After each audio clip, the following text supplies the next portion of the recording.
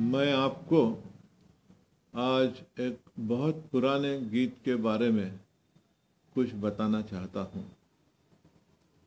ये गीत ज़बान नामक एक फिल्म का है और ये फिल्म बनी थी 1943 में, यानी मैं करीब सिर्फ 1 साल का था उस समय।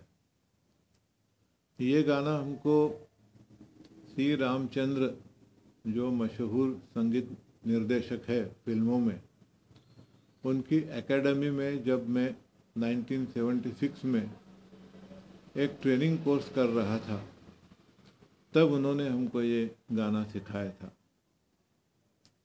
ये गाना बहुत सरल है, मधुर है और भावपूर्ण है। इस गाने की जो 2-3 बड़ी खासियतें हैं, पहले मैं आपको वो बताना चाहूँगा। इस गाने की पहली खासियत यह है कि कवि ने जो रचना की है वो बड़ी पिक्चरस्क है। यानी आप जब ये गाना सुनते हैं तो आपके सामने एक इमेज, एक पिक्चर, एक सीन आ जाता है। ये गाने का जो मुखड़ा है उसमें ही 2 अलग अलग तरह के दृश्य हमारे सामने आते हैं। पहला दृश्य है कागज़ की नाव का, यानी एक ऐसी चीज़ जो बड़ी क्षणभंगुर है। आप कागज़ की नाव को पानी में डालो तो तुरंत वो गीली हो जाती है और नष्ट हो जाती है। दूसरा जो पिक्चर है इसमें, वो है रेत के बने हुए मकान का। हम सब लोग जानते हैं कि रेत का मकान भी क्षणभंगुर ही होता है। थोड़ा सा इधर उधर कहीं स्पर्श हो जाए तो पूरा मकान ढह जाता है।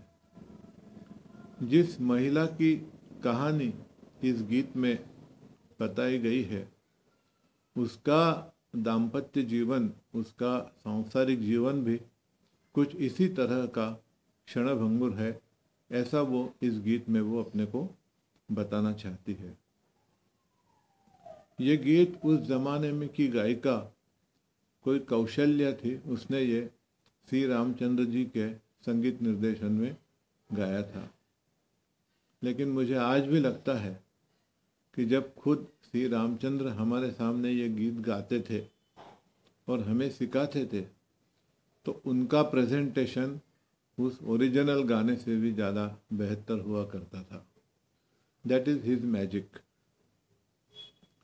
श्री रामचंद्र जी ने हमको एक बड़ी महत्वपूर्ण सीख ट्रेनिंग कोर्स में दी थी।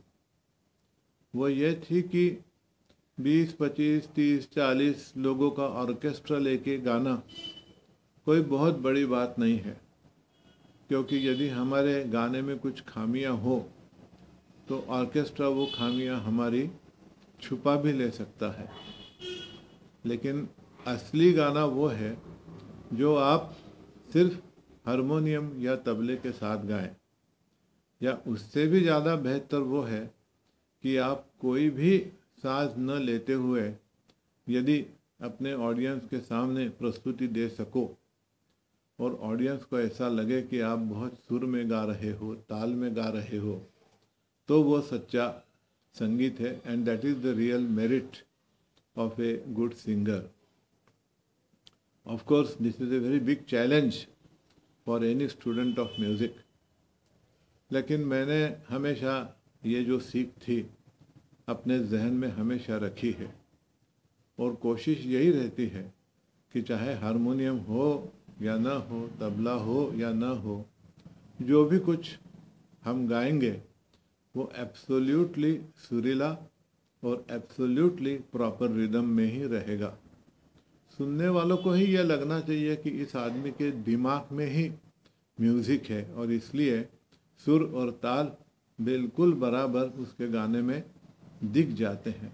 यह कोशिश हमेशा मैंने की है। अब मैं कहाँ तक सफल हुआ हूँ ये तो मेरे सुनने वाले ही डिसाइड कर सकते हैं। खैर, उस गाने के बारे में मुझे खास करके आपको आज बताना है। एक चीज़ तो मैंने आपको बता दी, that it is a very picturesque song. दूसरी चीज़ जो मैं आपको बताना चाहता हूँ वो इस गाने के तीसरे अंतरे के बारे में है, दूसरे अंतरे के बारे में है। गाने में सिर्फ 2 ही अंतरे हैं और ध्रुवपद है। दूसरे अंतरे में कवि ने एक फिगर ऑफ स्पीच का इस्तेमाल किया है, जिसको हम हमारी भाषा में काव्य अलंकरण कहते हैं। इसमें जो उसने फिगर ऑफ स्पीच का इस्तेमाल किया है वो है पन, PUN, पन। यानी शब्द एक ही होता है लेकिन उसके एक से ज़्यादा अर्थ उस गाने में होते हैं। इसको हम मराठी, हिंदी या संस्कृत भाषा में श्लेष अलंकार कहते हैं। That is, you have to use a word with more than one meaning in it, and the very intention of using such a word is to give a wider perspective to that रचना। वो भी मैं आपको अभी बताऊंगा कैसे श्लेष अलंकार का इसमें इस्तेमाल किया गया है। जैसा कि मैंने आपको शुरू में भी बताया, it's a very simple song, very emotional song, very picturesque song, and it describes very vividly the dukh or the tragedy in the life of a rejected and dejected married woman। तो देखिए ये गाना आप लोगों को कैसे लगता है। Of course, as I told you, I am just singing that song without any musical accompaniment, तो कुछ हद तक मेरी भी इसमें टेस्ट ही होने वाली है, but I will try my best। कागज की थी वो नाव हम जिसमें जा रहे थे, कागज की थी वो नाव हम जिसमें जा रहे थे। वो रेत थी जहाँ पर हम घर बना रहे थे, कागज की थी वो नाव हम जिसमें जा रहे थे। यह है उस गाने का रिफ्रेन यानी ध्रुवपद। जैसा मैंने आपको शुरू में बयान किया था, 2 पिक्चर्स इसमें बड़े अच्छी तरह से उभर आते हैं, एक कागज़ की नाव का और दूसरे रेत के मकान का। दोनों चीज़ें क्षणभंगुर है और उस महिला का जो मैरिड लाइफ था वो भी उसको लगता है उतना ही क्षणभंगुर है। बहुत बढ़िया idea, very nice idea in it. अब इसका अपन पहला अंतरा देखते हैं। इस पहले अंतरे में वो महिला कहती है कि आदमी के जीवन में गाना और रोना ये 2 चीज़ें रहती है। गाना इज़ इंडिकेटिव ऑफ जॉय, रोना is indicative of sorrow and tragedy. लेकिन मेरे जीवन में, वो महिला कहती है, सिर्फ रोना ही रोना लिखा हुआ है, because my husband has been rather disloyal to me. तो वो कैसे बयां करती है देखिए। झूठी तसल्लियों में हम दिन गुजारते थे, झूठी तसल्लियों में हम दिन गुजारते थे। रोना था वो कि जिसको हम गुनगुना रहे थे, रोना था वो कि जिसको हम गुनगुना रहे थे। कागज की थी वो नाव हम जिसमें जा रहे थे, वो रेत थी जहाँ पर हम घर बना रहे थे, कागज की थी वो नाव